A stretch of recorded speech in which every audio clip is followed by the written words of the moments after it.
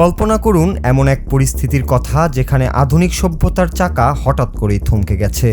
যে রান্নার কাজ একসময় ঘরের চার দেয়ালের ভেতর নিমিষেই শেষ হতো, আজ সেই একই কাজের জন্য মানুষকে পথে নামতে হচ্ছে।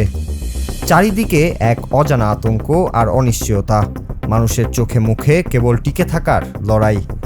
আধুনিক জীবনের সব সুযোগ সুবিধা ছেড়ে মানুষ যেন অনিচ্ছা সত্ত্বেও ফিরে যাচ্ছে কয়েক দশক পেছনের সেই পুরনো অভ্যাসে। কেন হঠাৎ এই ছন্দপতন, আর কেনই বা খোলা আকাশের নিচে উনুন জ্বালাতে বাধ্য হচ্ছেন হাজার মানুষ?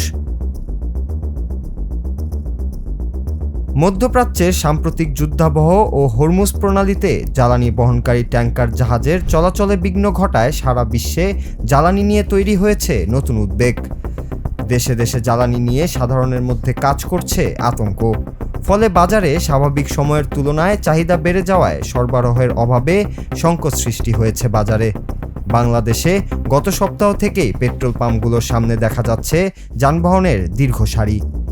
কিন্তু সম্প্রতি সামাজিক মাধ্যমে দেখা যাচ্ছে ভারতের অবস্থা আরও বেশি নাজেহাল। সম্প্রতি সামাজিক মাধ্যমে সামনে এসেছে এমন একটি ভিডিও যেখানে দেখা যাচ্ছে মধ্যপ্রাচ্যের এই সংঘাতের প্রভাবে জ্বালানির অভাব কতটা তীব্র হয়েছে ভারতে। ভাইরাল হওয়া ওই ভিডিওতে দেখা যায় রাস্তার পাশেই সারিবদ্ধভাবে রান্নার কাজ করছেন ভারতীয়রা। গ্যাসের সংকট হওয়ায় উনুন বা মাটির চুলায় আগুন জ্বালিয়ে রাস্তার পাশেই খাবার রান্না করছেন একদল মানুষ। ভিডিওটিতে জ্বালানি সংকটে মানুষের নাজেহাল অবস্থার চিত্র সামনে এসেছে। সম্প্রতি ভারতের চেন্নাইয়ে এই ভিডিওটি ধারণ করা হয়েছিল, যা সামাজিক মাধ্যমে আসতেই তা ছড়িয়ে পড়েছে। মধ্যপ্রাচ্যের শুরুর পর থেকেই ভারতের বিভিন্ন প্রান্তে, বিশেষ করে চেন্নাইয়ে এলপিজি গ্যাসের সংকট এখন চরমে পৌঁছেছে। আমদানিকৃত জ্বালানির উপর নির্ভরশীল দেশগুলো এই মুহূর্তে সরবরাহ স্বাভাবিক রাখতে হিমশিম খাচ্ছে।